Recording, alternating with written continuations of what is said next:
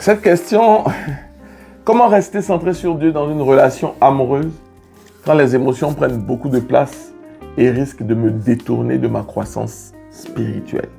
La bonne nouvelle, c'est que tu en es conscient. Les émotions, elles sont naturelles, elles sont normales, mais il faut les contrôler, il faut les canaliser.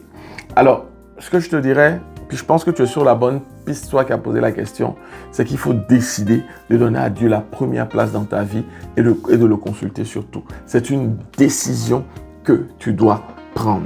Même si tu aimes quelqu'un, même si tu as les papillons, même si on t'a fait quelle promesse, décide de donner la première place à Dieu et consulte Dieu. Parle à Dieu de ta relation. Demande à Dieu comment il trouve cette relation. Comment il t'évalue lui au travers de cette relation. Et tu verras le Saint-Esprit te parler et te dire, mais on dirait que tu n'es pas vraiment en train de faire la bonne chose. Tu donnes plus de place à cette fille ou à cet homme au lieu de Dieu. C'est un red flag. Si ton cheminant, tu n'es même pas encore... En fait, jamais même quand tu seras marié, il ne faut jamais même que quelqu'un prenne la place de Dieu. Ça, c'est important. Mais si tu le décèles, fais attention, c'est un red flag.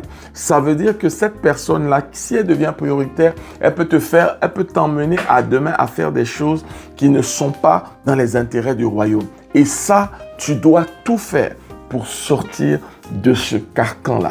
Si tu vois que c'est le cas, à la limite même, commence à t'imposer peut-être une petite distance avec la personne, le temps de repositionner Dieu, d'aller reparler à Dieu, d'aller entendre Dieu sur cette relation et tu pourras prendre la bonne décision.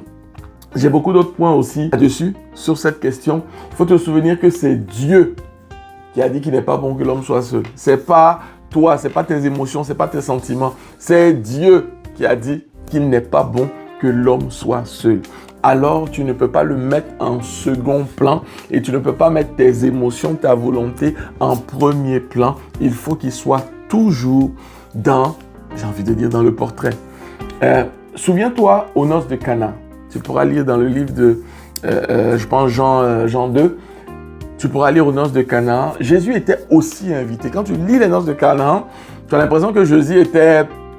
Bon, c'est quelqu'un du quartier ou du village. Puis on a dit, on a invité sa mère. C'est elle qui était l'invitée. Puis on a dit, by the way, viens avec tes enfants et ta famille. Il n'était pas l'invité principal.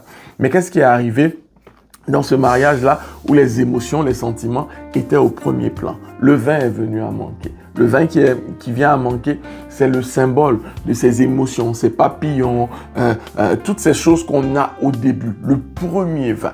Mais quand il vient à manquer, le privilège, la grâce qu'ils ont eue, c'est que Jésus était là.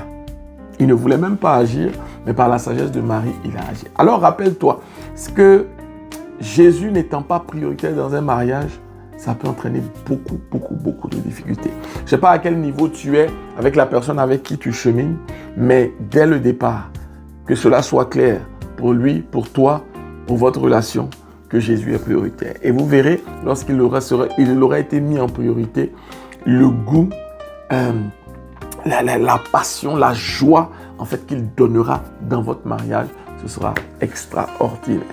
Voilà, j'espère que ça t'aide, que Dieu te bénisse.